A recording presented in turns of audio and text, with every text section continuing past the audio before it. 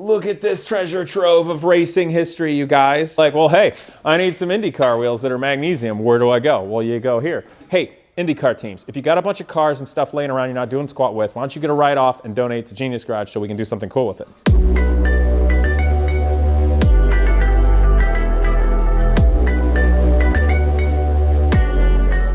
What's up, guys? We're back. I promised. Let's go look at race car parts. Come on. So you always see these fancy, pretty things out there, whether it's vintage racing or a museum or something like that, and you're like, how on earth do you keep this running? You must be super wealthy. Well, it helps to be super wealthy because you're probably paying somebody else to do it, and they require, one, a lot of skill level to work on, and two, a lot of skill level to drive. But if you're really smart, you can do it too, and you need to know where to get the parts. So let's say you got this Indy car and you need a Chevy for it. Well, boom, Chevy engine. So come on back. I'll show you guys the magic. They'll probably hate me, but it's really cool, and I'll show you what it is. Look at this treasure trove of racing history, you guys. I mean, the engineering that goes into this is so cool. I love seeing like the Chevy from the 80s here. You know, and the big bosses, how they were actually stressed in the chassis and members like that. And just so many things going on. Of course, the Ford Cosworth engine, the V8s, as they were turbocharged in Indianapolis, these evolved from being a Formula One or Grand Prix motor in the 60s. And there's loads of these things in different kind of condition. Alex, you've got, what kind of crazy, I don't know if they're going to be able to hear you well through my mic, but you just have so many amazing things, primarily Indy racing history, though. Yeah? Generally, Offenhauser turbocharged Offenhauser engines, Cosworth, DF, like I was saying, those are DFXs, which came from the DFV, which is for Formula One. Correct. That's a Chevy 265A. So that's like what's out in the Marvel car. In the 90s, car. those started to become popular. And what's neat, you can look at these motors and basically from 1973 forward, but by the mid-60s, IndyCar went to turbochargers. And there was no limit on boost. You could do as much boost as you wanted. And there were guys with the Offies who were making 1,200 horsepower out of them, out of a 2.65-liter engine on methanol. Well, see, now that's been something really neat that we should talk to these guys. What is it about the Offenhauser's architecture that allows them to run so much boost and make such big horsepower? So look right here. Here, come on in. So first off, there's the main bearings is actually a clamshell. You coming through? It's completely circled. So the crankshaft is supported from all directions. It's just like massively supported. Right. The other big deal is if you look at this is actually the top half. Okay. There's no cylinder head gasket. There's no cylinder head per se. It's so effectively, one piece. Okay, so your cylinders and your cylinder head is one piece, kind of like an airplane. Yeah, a lot of airplanes, right? Can go through the roof and you don't blow the cylinder head gasket. Yeah, because there is no cylinder head gasket. Yeah. So you can just go nuts. And the other thing I think is cool, so what do we got? So this is an Offie block right here. Okay, so let's say, when did Offies first come onto the scene? Then 30s. In the 30s? In the 30s, but they were normally aspirated 270 cubic inch. When did they start turbocharging them? About mid-60s, late 60s. Okay, that's cool. And they were in all the way until early 80s?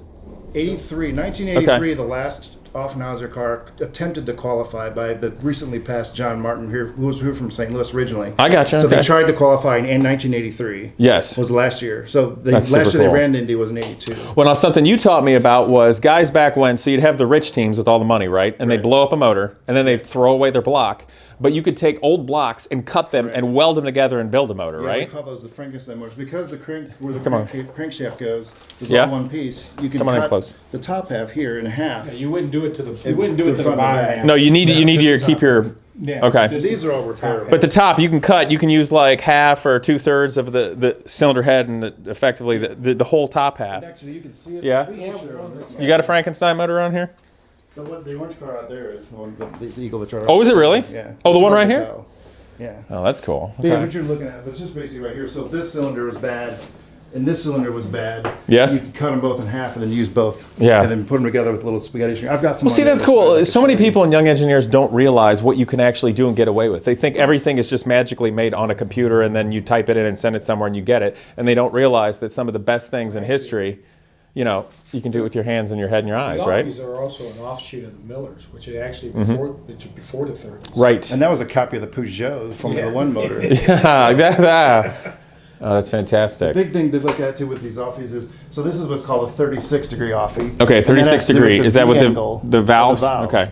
And then they ended up trying a 22-degree, and then they went to a 19-degree. That's a 19-degree right Oh, okay. So I see how they're much more upright and it's narrower here. valve train is. Yeah. So did they get narrower as time went by, or is that earlier? It was an attempt. Sonny Meyer was attempting to make a bit more power out of the off-feed to try to keep up with what Cosworth was doing. Okay, I see. And then I actually asked him a question at Amelia Island many years ago, and Yes. he said that the idea was he'd seen that Messerschmitt had done that. They'd brought the valve train in closer, Like World War II? so you get a straighter shot into the cylinder. I see. So they did the 22 and it worked really well. And then they said, okay, let's try 19. They did 19 and it worked a little bit better, but then they couldn't get the spark plugs out. I because see. The metal is expanding in such a way that after they got hot, Oh, really? everything was kind of coming apart. So he said the 22 degree was actually for Fascinating. what they were doing was the best. Fascinating. So I know you're organizing. You might not want to show it, but you guys have massive amounts of gearboxes and parts, right? Right, yeah. So you guys just moved in here, right? So About a year ago, but yeah, we Okay. were moving stuff out of Chuck. but it takes time. So okay. The So backside of the gears is where the best parts are. Right. So you don't even get to see the so backside. you got gearboxes here spanning the better part of 100 years of history, don't you? Probably from most of the 50s and 60s. 50s and 60s primarily.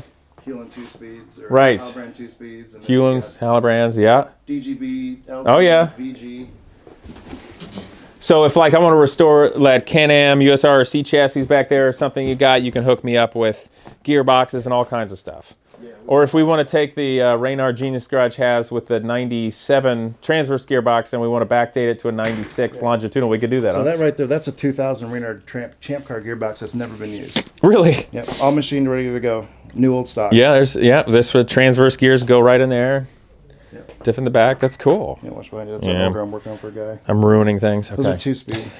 Oh yeah, the 2-speeds. They were crazy. Hewlin 2-speed, yeah. Originally, when the LG came out, it was a 2-speed. Okay. And then they went to a 4-speed and then later to a 5-speed. Oh, fascinating. So it was, the Hewlin became kind of the be-all, fact-all gearbox Right. for IndyCar for They just from started the mid making it longer at that point? Yeah, the bearing carrier, the back half. You can see it perfectly right here, actually.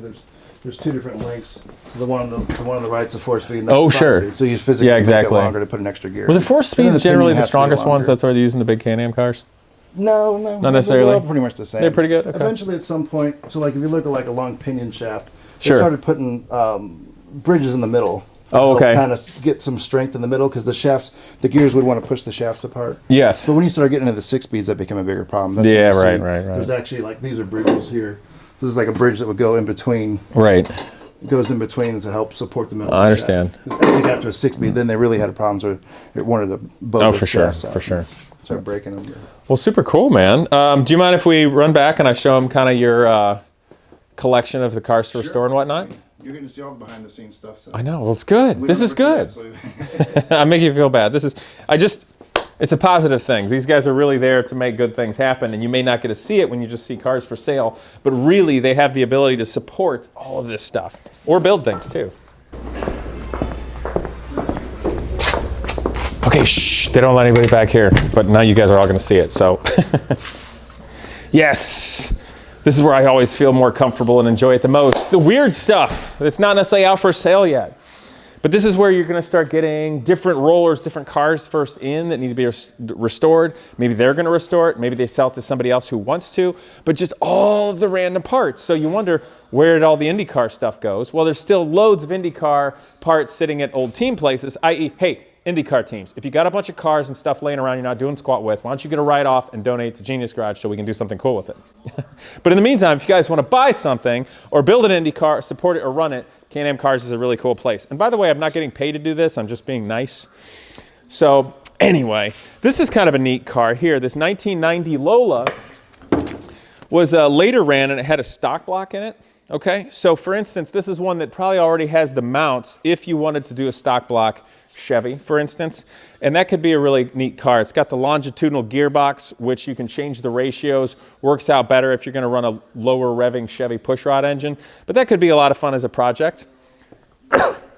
You can even see a early mid-80s March, the entire bodywork in carbon was never painted. So it's new old stock, you guys, from the 80s. How cool is that, right? Lola stuff, late 60s, early 70s. Actually, monocoque was pretty nice. Oh, here, could be a great restoration project. And we're coming back here. I don't know if anybody knows about this yet, but check out this really cool AAR Eagle that needs to be restored. How neat is that, right? And you may never get to see this, but have a look at this nose from Indianapolis. Now, you see the trademark Gurney Eagle, the nose here like this, but this isn't fiberglass, you guys. This is hand-formed aluminum. Isn't that neat how that is? And I think a lot of young engineers out there don't realize. They're always just thinking, you know, CAD and 3D printing and, ooh, carbon fiber, this, that, or the other thing. But oftentimes the fastest, easiest, best way to do it is just make it by hand and use your head. It was fast back then, and there's still places today where things like that are a great solution. Here's another example of one of these random Goldwing powered cars. This is, I believe, a Champ car, probably a Reynard.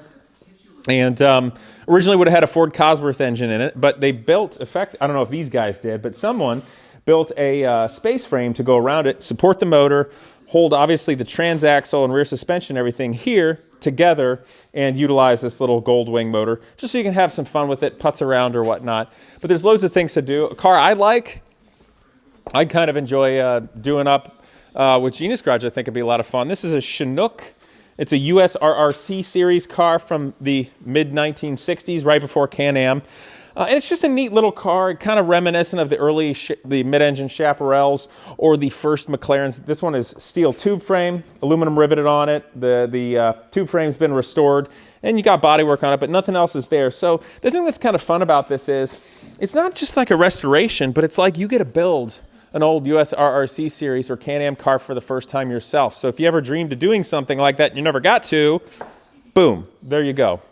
Go pretend it's the 60s and have a lot of fun. But that's a great car, a lot of fun to have, a lot of things you can learn, many places to campaign in vintage racing, and certainly be a really neat project for Genius Garage if we ever did that. So could be a lot of fun. But if you guys notice, obviously Genius Garage has got our Indy car. I will get parts from the guys here, and also our Mexican race car, that cool little red, I'm pronouncing this incorrectly, forgive me, Tame Prototipo that raced in South America and Mexico in the early 90s. It's a full carbon fiber monocoque, carbon body, and it's 4-cylinder Nissan powered. Actually was represented for sale here. So these guys were nice in helping me get that deal done for Genius Garage. But come on, we'll walk back around if you don't crash and burn on the way. But I just, you know, race cars and race car parts, engineering, the history is so cool. But to me, the history is fun. Like if you want to watch things and dream about it, but if you were never around back when to see it, I hate to say who cares, but who cares? Doesn't mean anything for now or the future. But what's neat about a place like this is when you actually see, you can actually tangibly be like, well, hey, I need some IndyCar wheels that are magnesium. Where do I go? Well, you go here. Or, hey, I need some springs for my 1970 whatever. No problem. And it's cool because then you can actually get your hands around it, do something with it, have a little fun. That looks like a Chaparral wheel. It's not, but it looks like one. I don't know if you guys knew this, but BBS wheels are actually a knockoff on Chaparrals from the 60s. I've had BBS mad at me. But yeah, that lace pattern was drawn out for Chaparrals when they did that between Chevy Racing, and then BBS came out later. I could be wrong, but I don't think I am.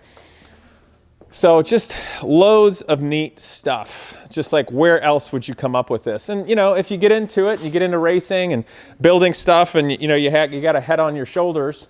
You know, these guys are going to be great, and you're gonna meet a lot of neat people. There's a lot of old timers out there that are still hanging around that have just an incredible lifetime of wisdom to share and enjoy being a part of it too. And you get to live beyond your years, and just it's so cool. I actually think in so many ways, vintage racing and older cars right now is so much better, more fun to watch and more fun to be around than modern racing. In a way, I don't care about modern racing because it's irrelevant and it's intangible. You can't even see it and touch it. But things like this, you can get hands-on with, you can see, you can be right up close and personal. A lot of great vintage races around the world. Some that aren't so great. I won't say them here right now, but you'll figure it out. And it's just great fun. Just so much here to learn, especially for you young engineers and young car guys out there, and explore. So have a look, get out there, check it out. But if you ever get into it and you need parts, or you think you can do something and you start a project and you might need something else, well, you probably can find something you need here at Can Am Cars. And if they don't have it, I bet they'll be able to turn you on to somebody who does. Again, this is not a paid sponsorship whatsoever. I'm just doing this because I think you guys would enjoy it. And these guys have been pretty nice to me in the past, so why not? In the meantime, I hope that you will like, comment, and of course, subscribe. See you next time.